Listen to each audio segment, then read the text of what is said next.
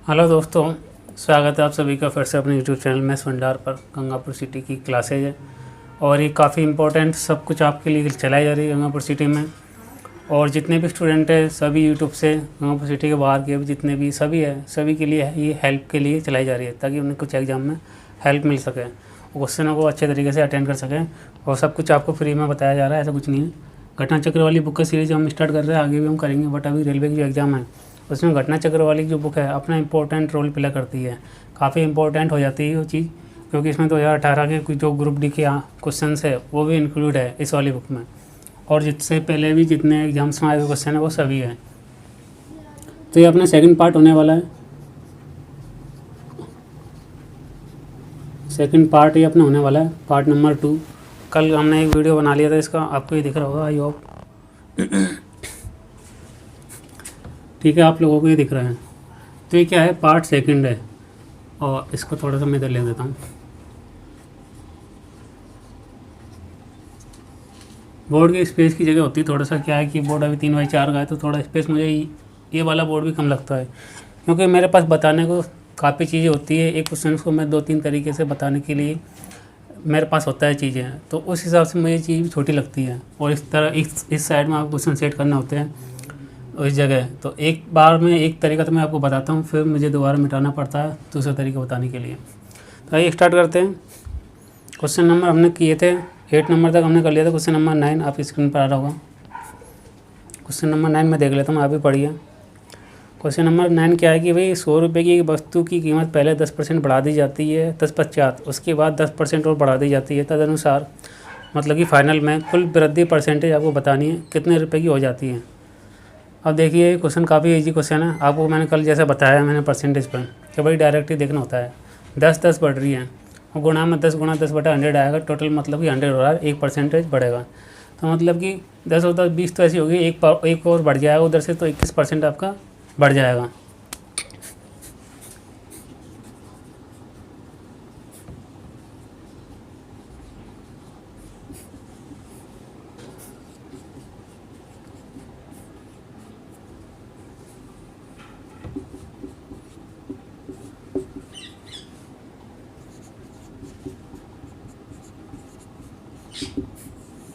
इक्कीस परसेंट में आपका बढ़ जाएगा। नेट इंक्रीमेंट क्या रहेगा, फाइनल इंक्रीमेंट 21% आपका बढ़ जाएगा।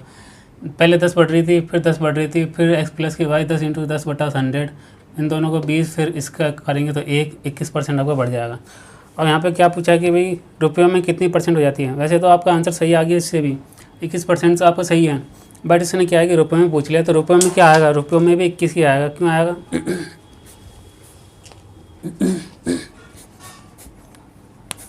रुपयों में 21 क्यों आएगा, क्योंकि उसने दे रखे थे 100 रुपये।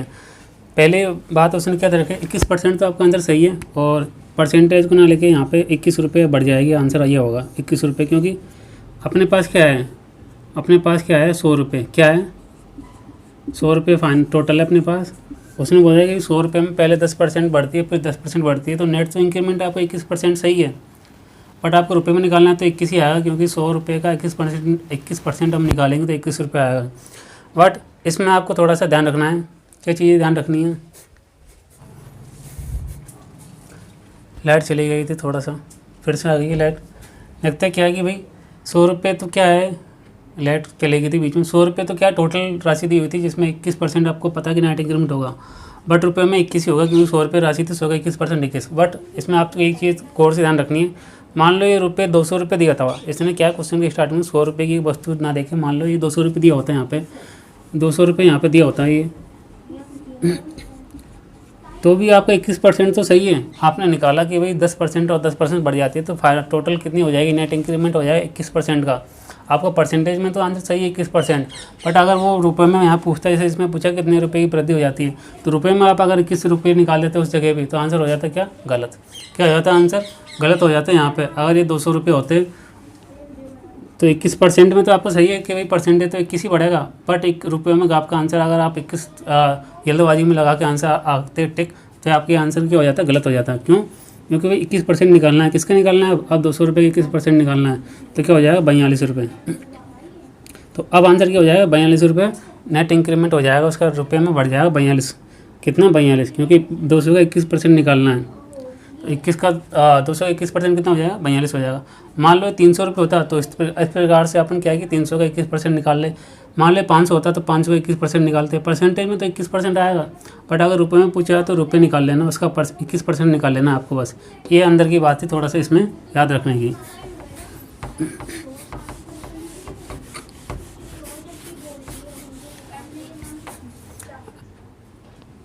आइए देखते हैं नेक्स्ट क्वेश्चन क्या है कि भाई एक टेस्ट में सफल होने के लिए किसी को 38% अंक प्राप्त करना जरूरी है, तो 45 अंक में उसका उत्तीर्णांक क्या होगा। मतलब कि क्या बोल रहा है क्वेश्चन, भाई पास होने के लिए मिनिमम 38% चाहिए। तो भाई 48 अगर किसी के नंबर आए तो उसका पास परसेंटेज आपको बताना है कि भाई पास परसेंटेज का क्या होगा। तो क्या है, सीधी सी बात है कि 38% तो क्या है, मिनिमम पास होने के लिए रिक्वायरमेंट है। 38% वो पास हो जाएगा। 48 का क्या निकाल लेना, फिर वो 45 का, 45 है ना, हाँ 45 का क्या निकाल लेना, फिर 38% निकाल लेना, क्योंकि 45 अंकों में पास परसेंटेज क्या होगी यही पूछ रहा है वो। तो भाई जैसे अपन को मालूम कि 38% तो इसको पास होने के लिए चाहिए, लेकिन ये पूछ रहा है कि 45 में पास परसेंटेज निकालनी है अपन को। 45 में उत्तीर्णांक परसेंटेज क्या होगी, तो भाई 38% चाहिए पास होने के लिए। अब भले भी यहाँ पर कुछ भी पूछेगा कि भाई 90 में पास परसेंटेज या फिर 70 में पास परसेंटेज, उसका अपन को क्या निकाल लेना है, 38% निकाल लेना है, क्योंकि पास परसेंटेज क्या है 38% है। तो यहाँ पे वो कुछ भी पूछे, भले ही 70 पूछे, भले 60 पूछे, भले कितना ही पूछे, लेकिन हमको पता है कि पास परसेंट उसका क्या है 38% है। तो बस ये बात थी छोटी सी। इसको आप चाहो तो इसको आप डायरेक्ट भी उड़ा सकते हो DS से 5 4 9। ऑप्शन में देख लेता हूँ एक बार, ऑप्शन के मैं बताता हूँ आपको ऑप्शन के थ्रू कैसे देखना होता है कई बार। ऑप्शन क्या है, 17.14, पहला तो है 17.40, दूसरा है 16.90, 16.90, और तीसरा है 60.60, 16.60, और है 17.10। तो ऐसे इस वाली कैलकुलेशन आपको करनी थी कि भाई इसका निकाल लेना है, ये कैलकुलेशन थी, ये ऑप्शन था आपके पास। तो मेरे को दिख रहा है अभी 4 5 9 9 DS होना चाहिए, 9 DS होना चाहिए। 7 1 8 4 12, 9 नहीं है DS, 9 6 7 नहीं है, 6 6 12 13, 4 DS नहीं है, 7 और 1 8 और 1 9, 9 DS। तो DS भी आप खेल सकते हो, ये डायरेक्ट मैं आपको बताऊंगा, करना चाहिए मैं आपको बताऊंगा। इस टाइप के क्वेश्चन की मैंने DS की कॉन्सेप्ट के ऊपर क्लास डाली थी, बट उसके ऊपर ज़्यादा रेस्पॉन्स नहीं मिला, तो मैंने चीज़ नहीं बताई, क्योंकि रेस्पॉन्स मिलेगा तभी तो मैं चीज़ें कोई आपके सामने लेके आऊँगा। आपको अगर देखोगे, करोगे, सीखोगे, तभी तो उस चीज़ का बेनिफिट है, उस चीज़ का मतलब निकलेगा, सेंस निकलेगा। उस चीज़ मैं आपके लिए आगे ले आऊँगा। आप जैसे भी डिमांड करोगे, रिक्वायरमेंट जैसे भी आप डिमांड करोगे, उस हिसाब से मैं ले आऊँगा। बट चीज़ मैंने यहाँ पे भी आपको बता दी कि भाई DS क्या होता है कि 4 5 4 इसका DS देखेंगे तो 9 आएगा। तो 9 के मल्टीपल में कुछ भी हो, नीचे बटे में एक है, एक ही लाना होता है, एक ही बनाना होता है, नीचे DS एक ही बनाना होता है, बाय डिफ़ॉल्ट एक है, तो कोई फ़र्क नहीं पड़ेगा। 9 में अगर कुछ भी मल्टीपल हो, उसका आंसर में DS क्या आएगा, हमें से 9 ही आएगा। तो भाई इसका DS देख लेते डायरेक्टली, तो डायरेक्टली आपको पता लग जाता है। 7 8 9 DS 9 आ रहा है इसका नहीं है। 6 6 12 13 का मतलब 4 DS नहीं होगा, इसका 7 DS नहीं होगा। 7 8 8 4 12 मतलब 3 DS नहीं होगा। तो इस तरीके से ये आंसर हो जाएगा। अगर आप चाहो कैलकुलेशन कराना तो कैलकुलेशन कर सकते हो, कैलकुलेशन भी आप कर सकते हो। बट ये चीज़ मैं क्यों बता रहा हूँ आगे, अभी जो अपन नेक्स्ट सवाल देखेंगे, नेक्स्ट क्वेश्चन देखेंगे, उसमें आपको पता लग जाएगा भाई इस चीज़ का कितना इंपॉर्टेंस रोल है। ये चीज़ आनी चाहिए, क्योंकि यही तो चीज़ एक डिफ्रेंशिएट कर रही है, एक अंतर पैदा कर रही है सेलेक्टेड और अनसेलेक्टेड के बीच में। अगर मैं इसको कैलकुलेशन से करना चाहूँ तो इसको कैलकुलेशन से कर सकते हैं। तो 45 गुना 38 बटा क्या है 100, 5 9 45, 5 दूनी 10 20, 2 से काट लो, 2 एकम 2, 2 एकम 2, 2 नाम 18, 9 19 गुना 9 करो यहाँ पे, और बटे में क्या है ये 10 है यहाँ पे। मैंने मैं क्या 9 और 8 17, नीचे 10 है तो 17.1 आपका आंसर हो जाएगा। तो ये था कैलकुलेशन वाली बात, डायरेक्ट में आपको बताया हूँ। क्वेश्चन नंबर नेक्स्ट देखते हैं। नेक्स्ट क्वेश्चन नंबर क्या है, एक कार्यालय में 40 महिला कर्मचारी है, 40%, उनमें से भी 40 महिलाओं और 60 पुरुषों ने मेरे पक्ष में मतदान किया। तो मेरे मतों का प्रतिशत कितना रहा। भाई मतों का प्रतिशत कितना रहा है पूछ रहा है। पहली बात तो ये क्या बोल रहा है कि भाई 40% जो है महिला कर्मचारी है। सबसे बड़ी बात पहली सिंपल बड़ी बात क्या है, 40% तो क्या है, महिला कर्मचारी है। तो ये कोई भी चीज़ अपने आप में 100% होती है। कल मैंने आपको बताया था 40% यहाँ पर आ गई तो 60% क्या हो जाएगा, पुरुष कर्मचारी हो जाएंगे। 60% क्या हो जाएंगे, मेल हो जाएंगे, क्योंकि 40 तो क्या है फीमेल है, तो 60 क्या हो जाएंगे, मेल हो जाएंगे। इतनी सी बात समझ में आ गई। अब क्या बोल रहा है कि भाई उनमें से 40% महिलाओं ने मेरे पक्ष में और 60% पुरुषों ने पक्ष में मतदान किया। मतलब 40 का भी 40% ने, इस 40 का 40% निकालेंगे तो क्या आ जाएगा। इस परसेंटेज को आप भूल जाओगे तो इसको मैं बता दूंगा लास्ट में। ये परसेंटेज को आप अभी मत करो। ये मान लो 40 था और ये 60 है, तो भाई 40 का 40% क्या हो जाएगा, 16 आ जाएगा। और क्या बोल रहा है कि पुरुषों ने 60% पुरुषों ने, तो भाई पुरुषों का 60% निकालना तो कितना आएगा, 36 आ जाएगा। 36 मेरे पक्ष में मतदान किया तो वही टोटल मेरे पक्ष में कितने मतदान हुए, टोटल ये हो गया मतदान इसके पक्ष में 6 दूनी 12 52। तो ये क्या है 52% ही है, 52%, क्योंकि परसेंट यहाँ पे था ऊपर, ये परसेंट यहाँ से शुरू होते हुए आ रहा है। तो मैंने आपको एक बार के लिए इसको भूलने के लिए बोला था, तो इसको एक तरह से भूल जाओ कि 40 या फिर आप 40% इसमें महिला है, 60% इसमें क्या है, पुरुष है। भाई इसका 40% 16 हो जाएगा और पुरुषों का भी 60% 36 हो जाएगा। इन्होंने मतदान की तो भाई टोटल कितने हैं, 52 ने मतदान किए। तो भाई ये परसेंटेज में पूछा लास्ट में आंसर, वैसे परसेंटेज तो क्योंकि परसेंटेज यहाँ पे लगा हुआ आ रहा था यहाँ से ही, तो इस तरीके से 52 आंसर हो जाएगा आपका 52, ऑप्शन नंबर डी।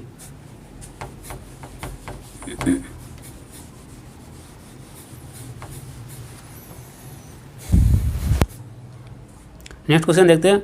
चीनी के मूल्य में 25% की वृद्धि होने से कोई व्यक्ति उस पर आने वाले खर्च को कितना परसेंट से बढ़ा दे घटा दे कि उसका जो है खपत 20% से बढ़ जाए।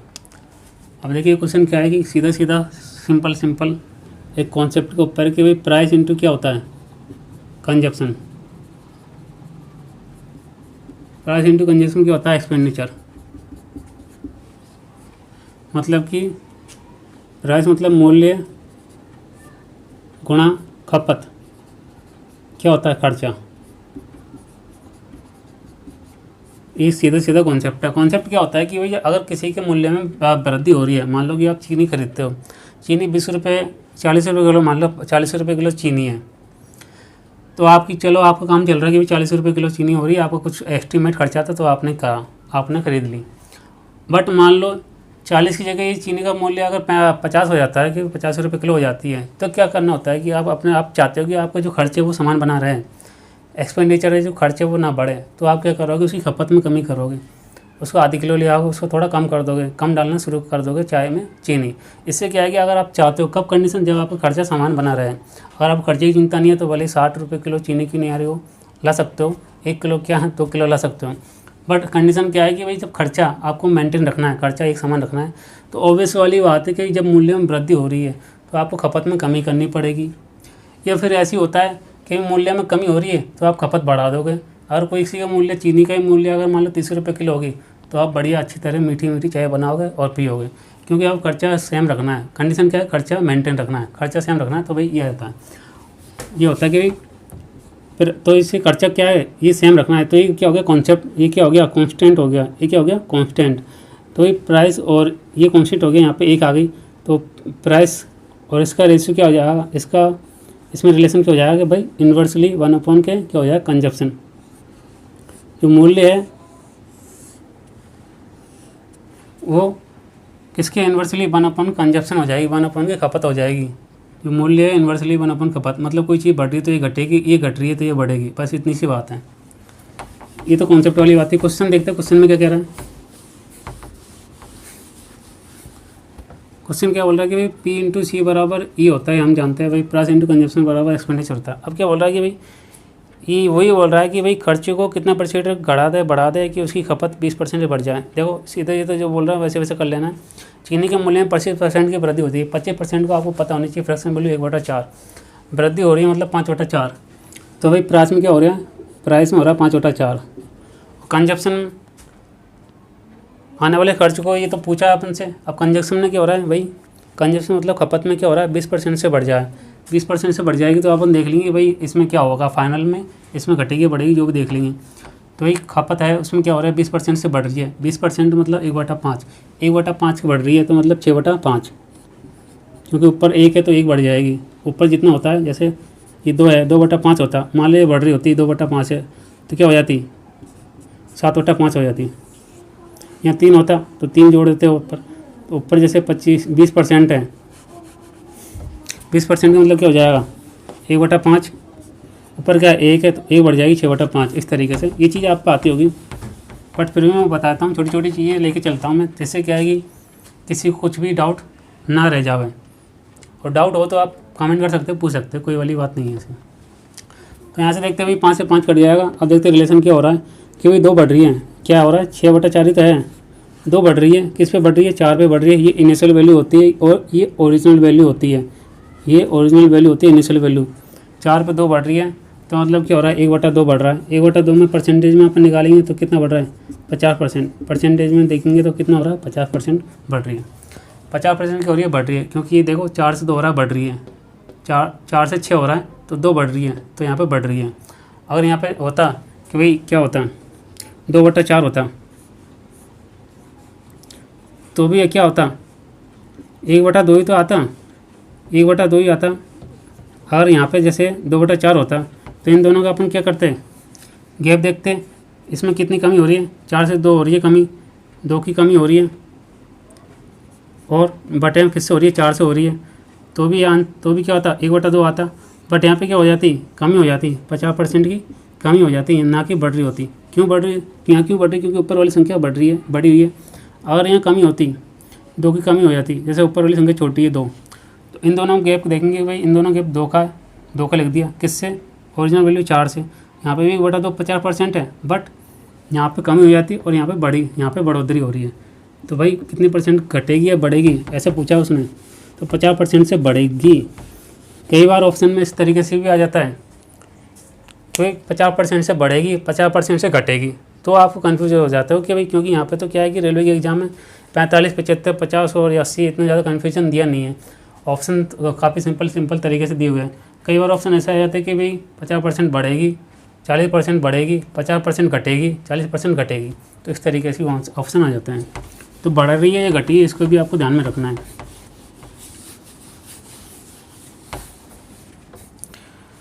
आइए देखते हैं नेक्स्ट क्वेश्चन। नेक्स्ट क्वेश्चन क्या है कि भाई एक परीक्षा में 65% सामाजिक विज्ञान में उत्तीर्ण हुए और 60% छात्र इतिहास में उत्तीर्ण हुए। यदि दोनों ही विषयों में उत्तीर्ण होने वाले छात्रों का प्रतिशत 40 हो तो छात्रों की संख्या क्या रही होगी जब 90 छात्र दोनों में अनुत्तीर्ण रहे, 90 छात्र दोनों में फेल रहे। इस क्वेश्चन को आप डायरेक्ट भी कर सकते हो, इस क्वेश्चन को आप बैंक डायग्राम से बना सकते हो, और क्वेश्चन जो तरीका होता है उससे भी आप कर सकते हो।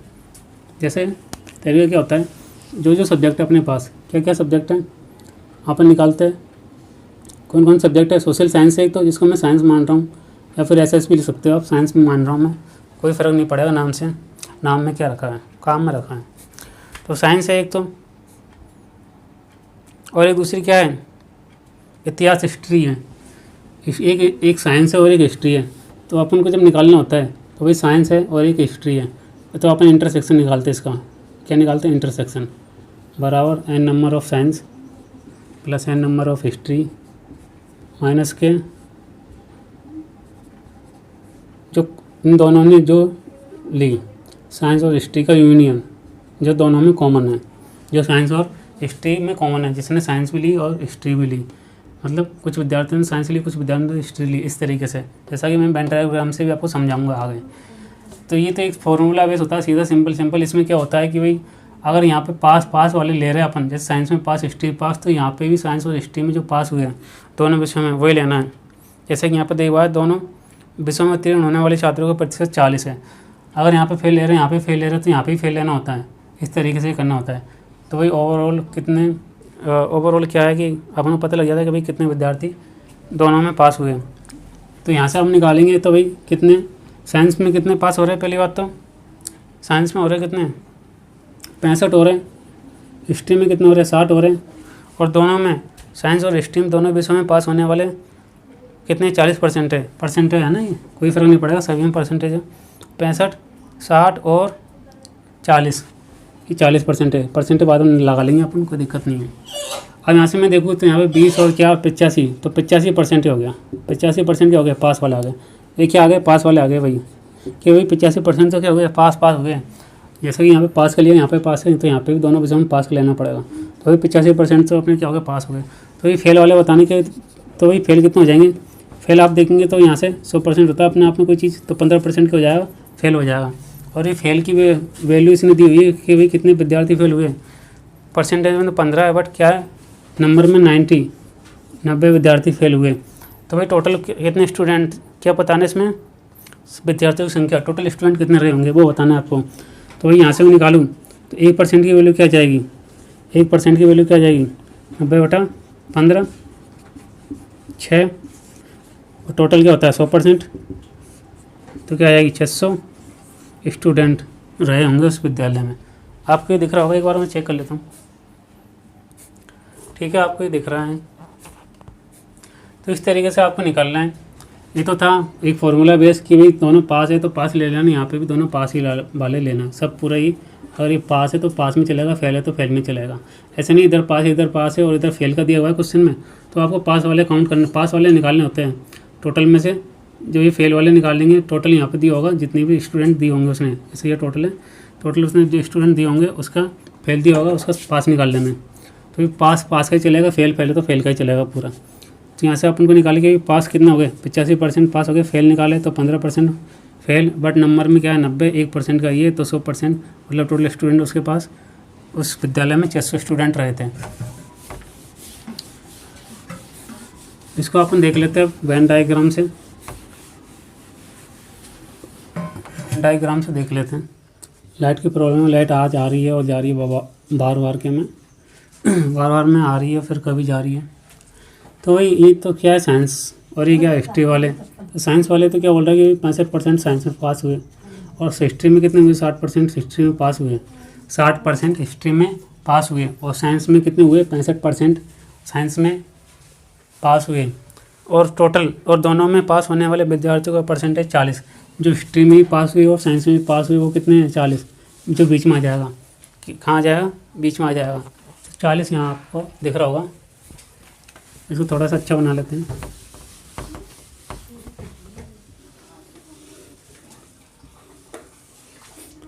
तो ये साइंस है और ये हिस्ट्री है, ये 65 है और ये 60 है, और दोनों में पास कितने हुए? 40 पास हुए, 40% पास हुए। परसेंट लगा लो, या फिर परसेंट छोड़ सकते हो, वो तो एक बार में परसेंट लास्ट में लगा लेंगे, एक ही बात है। अगर आपसे अब ये वेन डायग्राम में भी बहुत आसान पड़ जाता है क्वेश्चन। अब मैं अगर यहाँ से अकेले साइंस में निकालूँ कि भाई केवल साइंस में पास होने वाले कितने हुए रहे होंगे, तो केवल साइंस में निकालूँ तो क्या आ जाएगा? 25%। कितना? 25%, क्योंकि भाई 65 तो साइंस था टोटल, लेकिन 40 को है क्या है? दोनों में हुए कॉमन, तो भाई 65 में से 40 हटा देंगे तो क्या बच जाएगा? केवल साइंस में। तो भाई केवल अगर पूछता होता है क्वेश्चन में कि भाई केवल साइंस में पास होने वाले विद्यार्थियों की संख्या, तो ऐसे डायरेक्टली आंसर आ जाता है भाई 25%। अब हिस्ट्री में पूछेगा कि भाई हिस्ट्री में पूछ लिया होता है केवल हिस्ट्री में पास होने वाले विद्यार्थियों की संख्या, तो ये 60 तो टोटल हिस्ट्री में पास हुए, लेकिन क्या है 40 उधर कॉमन आ गया। 40 जो मतलब साइंस और हिस्ट्री दोनों में हुए, तो भाई 60 में से 40 घटा दूंगा तो क्या हो जाएगा? 20। तो 20% तो कौन थे? जो केवल हिस्ट्री में पास हुए। इसी तरीके से यहाँ पे केवल साइंस में पास हुए होने वाले विद्यार्थियों की संख्या क्या हो जाएगी? 25% हो जाएगी। अब मेरे को देख लेना है भाई कि भाई क्वेश्चन क्या पूछा है कि विद्यार्थियों की टोटल संख्या क्या रही है। तो विद्यार्थी की टोटल संख्या क्या रही है देख लेते हैं। तो अपन पहले पास का निकाल लेते हैं। अपने पास पास का डेटा पूरा ही पूरा 60 और क्या हो जाएगा? 85। तो 85% यहाँ से ही पास का अपने पास आ गया डेटा आ गया कि वही पास कितने हुए? 85%। तो वही फेल कितने हो जाएंगे? फेल कितने हो जाएंगे? 15%। और फेल होने वाली संख्या में कितने? 90। तो 1% मतलब 1% मतलब 6, तो 100% मतलब 600। तो इस तरीके से भी इससे भी आंसर क्या जाएगा? वही आंसर आ जाएगा 600 स्टूडेंट टोटल रहेंगे।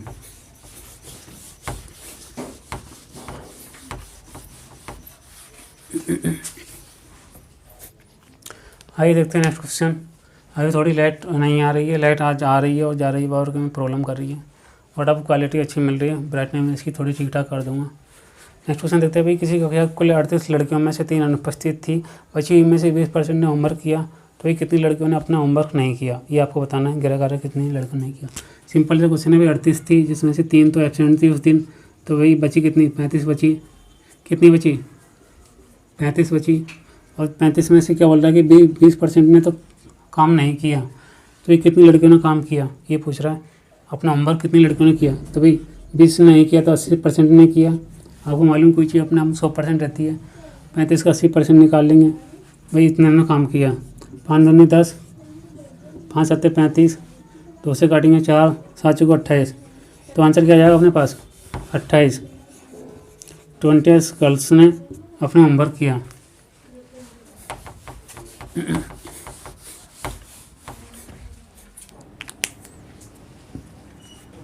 लाइट आ गई है फिर से, आगे कंटिन्यू रखते हैं फिर। अब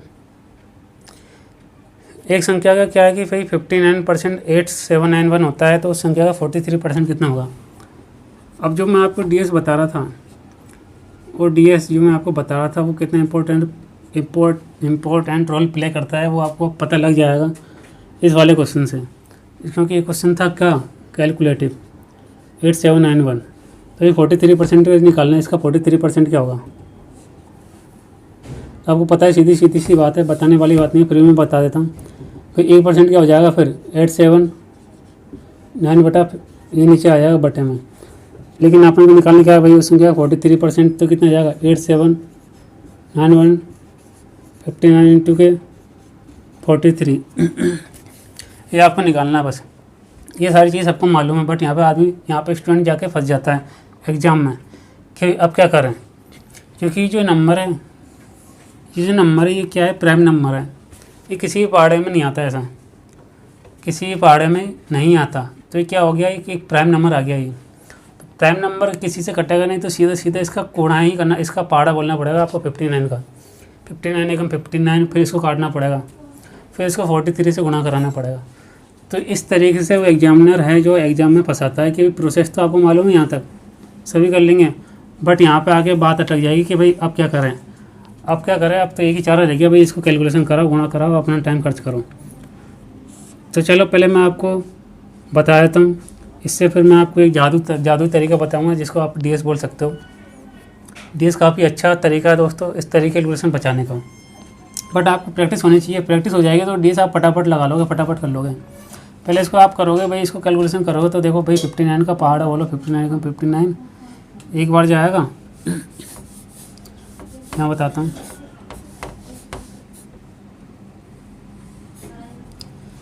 एक बार जाएगा 59 एकम 59, क्या बचाएगा 60, 70 80 28 बचाएगा 289। लगो कितनी बार जाएगा, 4 बार जाएगा, क्योंकि 209 चौक 36, 236 आ जाएगा। तब क्या बचेगा 3 5 53, और फिर यहाँ से एक और उतारेंगे तो एक और यहाँ से आ गया। फिर 59 कितने बार जाएगा, यहाँ 4 बार गया था, फिर 59 का पहाड़ा बोलना है कितनी बार जाएगा, नंबर 81 और 9 45 और 8 53, तो भाई 149 इतनी बार जाएगा। अभी कैलकुलेशन फास्ट हो जिसकी वो तो कर लेगा फटाफट, बट कैलकुलेशन तो करनी पड़ेगी फाइनली। और गुणा क्या करना पड़ेगा, फिर 43 भी करना पड़ेगा, फिर जाकर आंसर आएगा भाई। आंसर अब आप आंसर ले आना, इसको 43 से गुणा करके 6407 आंसर आएगा। कैलकुलेशन कराना या करना मेरा उद्देश्य नहीं है यहाँ पे। कैलकुलेशन करना कराना तो आप भी कर लो घर बैठ के, और हो सकता है मुझसे भी अच्छी कैलकुलेशन आप कर लोगे, वो मेरा मोटिव नहीं है। मेरा मोटिव ये है कि आपको अप्रोच सिखाना कि क्या क्या अप्रोच हो सकती है क्वेश्चन को अटेंड करने की। कम टाइम में आप क्वेश्चन कैसे अटेंड कर सकते हो, और कोई चीज़ आपको सिलेक्शन में राह पहुँचाती है, क्योंकि कैलकुलेशन तो हर कोई कर रहा है। आप भी कैलकुलेशन कर रहे हो, दूसरा भी कैलकुलेशन करने में लगा हुआ है, कॉपी और पेन बनने में लगा हुआ, रफ कॉपी बनने में लगा हुआ है। बट क्या है कि जो स्मार्ट तरीका होता है वो चीज़ भी आप पे आनी चाहिए। अब जैसे कि इस क्वेश्चन को मैं अगर डी से करूँ तो फाइनल में आपको पता है कि भाई क्या आ जाएगा, फाइनल में आ जाएगा कि भाई 8791 बटा में क्या आ जाएगा 59 गुणा 43, इसकी वैल्यू निकालनी थी अपन को बस। अब मैं डी एस देखूँ, पहले मैं ऑप्शन लिख लेता हूँ क्योंकि ऑप्शन बहुत ज़रूरी होते हैं डी एस देखने के लिए। यहाँ पे क्या ऑप्शन नन है, इसका थोड़ा सा मैटर हो जाता है, वरना ऑप्शन अगर चारों होते तो और भी आसान हो जाता। बट इन्हीं ऑप्शन में से आंसर है तो देख लेते हैं एक बार। 6407 7301 और नन, क्योंकि नन क्या ही मैटर करता है कि भाई अगर मान लो डी एस में अपन को साफ साफ पता नहीं लगता कि दो संख्या को डी एस भी एक जैसा हो सकता है, इसलिए नन मैटर करता है कई बार। तो अगर यहाँ और कोई ऑप्शन होता तो आप डायरेक्टली डी एस लगाओ और आंसर आ जाओ। अब देखिए जैसे डी एस कैसे लगाना है भाई, नीचे क्या है 9, तो 9 तो एज ए 0 अपन काउंट करते हैं, नीचे बचेगा 5 बचेगा तो क्या करना पड़ेगा, ऊपर नीचे 2 से गुणा कराना पड़ेगा। यहाँ 200 कराऊंगा, नीचे भी 200 कराऊंगा तो क्या हो जाएगा, नीचे 1 हो जाएगा। ये उनके लिए जिनको डी एस आता है, जिनको नहीं आता वो मुझसे कर सकते हैं, कमेंट कर सकते हैं, रिक्वेस्ट कर सकते हैं। आराम से मैं आपको सारी चीज़ बताऊँगा, मैं खुद ही बताऊँगा आपको, ऐसा नहीं है, मैं सारी चीज़ आपको बताने के लिए ही आया हूँ यहाँ पे। तो भाई 5 दूनी 10 यहाँ पर आ जाएगा, ऊपर 2। अब देखेंगे 9 तो 9 कट गया, 7 1 8 8 और 16 मतलब, यहाँ देखेंगे 7 1 8 8 16 मतलब डी एस 7। यहाँ देखें 4 यहाँ 7 डी एस 7 7 49 मतलब 9 कट जाएगा, 4 डी एस 4 दूनी 8 मतलब कि क्या बचेगा 8 डी एस बचेगा फाइनल में। तो भाई डी एस से चेक कर लेना 8 डी एस किसका हो रहा है, ये तो हो जाएगा 1 6 4 10 7 17 8 डी एस 7 7 3 10 और तो ये 7 3 10 और 11 मतलब 2 डी एस नहीं है, इसका भी नहीं है 2 डी एस, और ये क्या 1 डी एस है, इसका भी नहीं है। अपन को डी एस कितना चाहिए 8, जिसके इसका डी एस आ रहा है 8, कैसे 6 4 10 और 1 7 17 17 का मतलब 8 डी एस 1 + 7 8 डी एस। तो इस तरीके से अगर आपको ये डी एस की अप्रोच आपके पास है तो आप बहुत आसानी से इस तरीके कैलकुलेशन, इस तरीके के क्या हर तरीके की कैलकुलेशन में आप डी एस लगा सकते हो। बट बशर्ते है बटे में 3 6 या 9 नहीं हो तो उसके लिए भी सारी कंडीशन होती है। सारे क्या है कि जैसे आप खेल खेलते हो उसी तरीके से खेल के सारे नियम होते हैं, इसी तरीके से क्या है डी एस के भी सारे नियम हैं। और उस चीज़ को अगर आपने एक बार सीख लिया और प्रैक्टिस कर ली तो काफ़ी आसान हो जाती है, फिर आपके लिए मैथ की कैलकुलेशन करना आपकी आसान हो जाती है। एक बार डी एस हुआ और एक बार एम जी कॉन्सेप्ट हुआ, 2 कॉन्सेप्ट अगर आपके पास है तो आपकी मैथ में कैलकुलेशन कमांड हो जाती है कैलकुलेशन के ऊपर। जैसे यहाँ पर आगे देखेंगे दोबारा 9 हटिया 5 2 करेंगे क्योंकि डी एस से अपने नीचे क्या चाहिए, एक चाहिए 9 हटिया 7 1 8 8 और 16 मतलब 7 डी एस 7 7 49 मतलब 9 हट जाएगा, 4 4 दूनी 8 4 दूनी 8 8 डी एस देख लेना भाई, 6 4 10 और 8 डी एस इसमें आ रहा है और किसी में डी एस 8 नहीं आ रहा, तो इस तरीके से क्या हो जाएगा आंसर हो जाएगा बी। तो इस तरीके से क्या कैलकुलेशन आप बहुत छोटी तरीके से भी कर सकते हो, ज़रूरी नहीं है कि जो आपने सीखा उसी तरीके से करना है, आपने आपको अपडेट करना जरूरी होता है टाइम के अनुसार। क्वेश्चन नंबर देखते हैं नेक्स्ट, क्वेश्चन नंबर 16। क्या है कि भले ही मैं क्वेश्चन थोड़े कम करा रहा हूँ, वीडियो थोड़ी लंबी बन रही हो, क्वेश्चन उसमें कम हो पा रहे हो, बट चीज़ें मैं आपको सारी चीज़ें बता के चल रहा हूँ, जिससे क्या है कि चीज़ें आप भले एक बार पढ़ो लेकिन तसल्ली के साथ पढ़ो, समझ के पढ़ो, तसल्ली के साथ पढ़ो उस चीज़ को। इससे क्या है कि आपकी चीज़ें गहराई तक हो सके, आप चीज़ को अंडरस्टैंडिंग कर पाओ कि भाई अंडरस्टैंडिंग का सब्जेक्ट है मैथ, ऐसा नहीं कि कुछ रट लिया कुछ इधर से कर लिया तो हो गया काम। अंडरस्टैंडिंग का सब्जेक्ट है, जब तक आपकी अंडरस्टैंडिंग एक बार बन जाएगी चीज़ों में, कमांड बन जाएगी, उसके बाद मैथ आपके लिए ईजी हो जाएगी। क्वेश्चन नंबर 16 देखते हैं। नहीं 1200 का क्या 5/8 का कितना है, 5/8 का क्या है 74% बताना है, का 74%। अब अगर 75 होता तो आसान हो जाता और भी, लेकिन क्या यहाँ पर 74 है। अब इसमें आप कैलकुलेशन करो, कैलकुलेशन से आप कर सकते हो और आप चाहो तो आप डी एस से भी कर सकते हो। इसको डी एस से कैसे करना है कि भाई नीचे 8 है तो ऊपर गुणा करना, 8 से गुणा करना पड़ता है, 8 8 64, क्योंकि नीचे बनाना है 1 64 का मतलब 64 का मतलब डी एस 1 हो जाएगा। ऊपर नीचे 8 से गुणा करेंगे तो नीचे भी 8 से करेंगे तो नीचे आ जाएगा डी एस 1 आ जाएगा। यहाँ पे 1 है, ये कोई दिक्कत नहीं है, 8 से गुणा करने पर। और देखेंगे यहाँ 3 3 5 3 15 15 मतलब 6 15 मतलब डी एस 6। यहाँ देखेंगे 9 7 2 मतलब 2 बचेगा, 6 दूनी 12 12 मतलब 3 डी एस और 3 8 8 3 24 24 मतलब 6 डी एस। भाई 6 डी एस इसका आ रहा है। ऑप्शन नंबर क्या था अपने पास, इसका राइट आंसर 555, इसका राइट आंसर है 6 डी एस। इस तरीके से करना होता है, डी एस आपको लगाना आना चाहिए। डी एस से आप काफ़ी सिंपल कैलकुलेशन कर सकते हो, आसान कर सकते हो कैलकुलेशन। अगर कैलकुलेशन पर कमांड है तो भी आपको थोड़ा बहुत डी एस का आइडिया होना ही चाहिए, तो कई बार आपको काफ़ी सहायता प्रदान करता है। ये ब्रह्मास्त्र एक तरीके से जो आप निकाल सकते हो जब कभी आप फंस जाओ तो। और सही बात तो ये होगी कि भाई रेगुलर या अगर सिंपल कैलकुलेशन तो आप डायरेक्ट कर लोगे, और अगर जैसे डिफिकल्ट कैलकुलेशन, एक ही कैलकुलेशन को आप डीएससी करने की हैबिट डालिए, जिससे क्या है कि वो आपके कंटिन्यूटी में आ जाएगा, वो आपके हैबिचुअल हो जाएगा, जिससे आप डीएससी भी डायरेक्ट चीज़ों को दे सकते हैं। ऐसा करना है तो भी इसको कैलकुलेशन भी कर लो, 2 जीरो से 2 जीरो कट जाएगी यहाँ से, और 12 पंजे 60 गुणा 74/8 बच गया, 6 चौके 24